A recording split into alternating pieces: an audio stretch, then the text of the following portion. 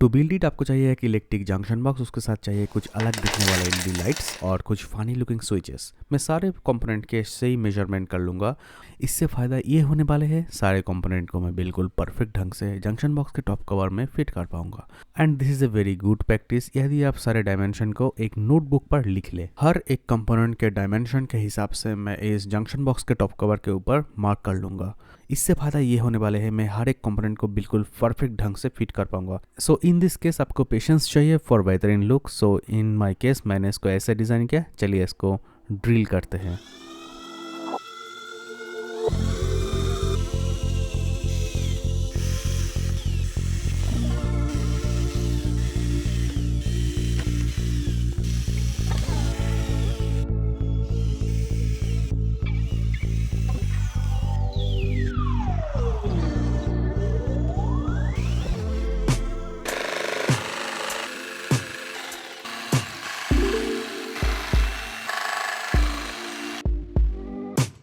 After drilling end milling के बाद ये है फाइनल आउटपुट। चलिए सारे कंपोनेंट को माउंट करते हैं।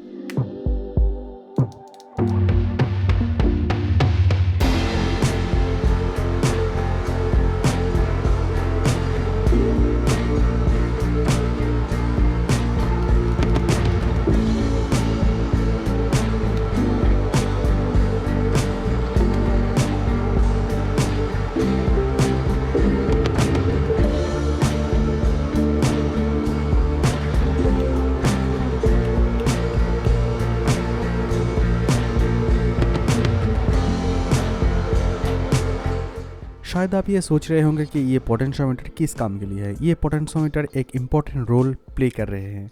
जब मैं इस पोटेंशियोमीटर को क्लॉकवाइज रोटेट करूँगा तो एलईडी भी एक के बाद एक ग्लो होते रहेंगे, और जब मैं इस पोटेंशियोमीटर को एंटी क्लॉकवाइज रोटेट करूँगा तो एलईडी भी एक के बाद एक डिक्रीज होते रहेंगे।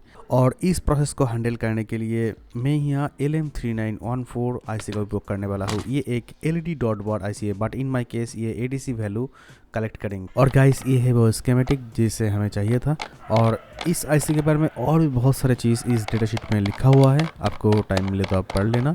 और इस स्कीमेटिक को मैं और भी ध्यान से एनालाइज करने के लिए मैं प्रिंट आउट कर लूँगा। और देखिए स्कीमेटिक बहुत ही आसान है, कोई भी इसे बना सकते हैं, और मुझे उम्मीद है कि आप भी इसे बना पाओगे। जो भी हो, ये है मेरे स्कीमेटिक और ये है मेरे फाइनल सर्किट। चलिए इसको चेकआउट करते हैं। सो दैट इज व्हाई मैं अपने पावर सप्लाई को 3.7 वोल्ट पर सेट कर लूँगा, और उसके बाद मैं इस सर्किट को पावर ऑफ कर लूँगा। और देखिए जैसे मैं पोटेंशियोमीटर को रोटेट कर रहा हूँ उसके साथ भी एलईडी भी रिस्पॉन्स कर रहे हैं जैसे कि मैं चाहता था। Perfect looking fun, am I right? Okay, this is a ammeter. इस एमोमीटर का काम है एम्पियर मेजर करना, बट इन माय केस ये मैक्सिमम एडीसी मेजर करेंगे। सो इसीलिए मैं एक एनपीएन ट्रांजिस्टर का उपयोग करने वाला हूँ। एक्चुअली मैं एक वोल्टेज एम्पलीट्यूड सर्किट बना रहा हूँ और जो एक पोटेंशियोमीटर से कंट्रोल होने वाले हैं। और चलिए देखते हैं कैसे काम करते हैं। और मैं पावर ऑफ कर लूँगा और देखिए एमोमीटर के आर्म रीच हो रहे हैं, काम भी कर रहे हैं, बट परफेक्ट नहीं।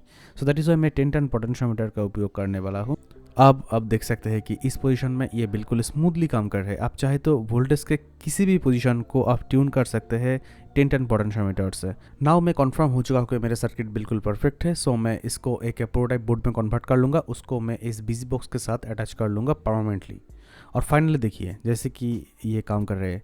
और देखिए जब मैं इस पोटेंशियोमीटर को रोटेट कर रहा हूँ तो एलईडी एक के बाद एक ग्लो हो चुके हैं, और उसके बाद लास्ट में एक्स्ट्रा एडीसी मैंने इस एनामोमीटर के लिए रखा हुआ है, और ये बिल्कुल परफेक्ट ढंग से काम भी कर रहा है जैसे कि मैं चाहता था। एंड दिस होल सिस्टम को रन करने के लिए मैं इस 3.7 वोल्ट बैटरी का उपयोग करने वाला हूँ, और इस बैटरी को चार्ज अप करने के लिए इस लिथियम आयन चार्जर का भी उपयोग करूँगा, और इस बैटरी को मैं फुल चार्ज करने के लिए छोड़ दूँगा। और सारे लाइट एक के बाद एक स्विच के साथ मैं कनेक्ट कर लूँगा। कौन सी स्विच किस लाइट के साथ कनेक्ट है मुझे खुद भी नहीं पता, मैं रैंडमली सिलेक्ट कर रहा हूँ, और इस प्रोसेस में इसके फन है। सो दैट इज वाई आप आपके हिसाब से देख लेना। सो फाइनली मेरे बैटरी फुल चार्ज हो चुके हैं, तो मैं इसको निकल लूँगा।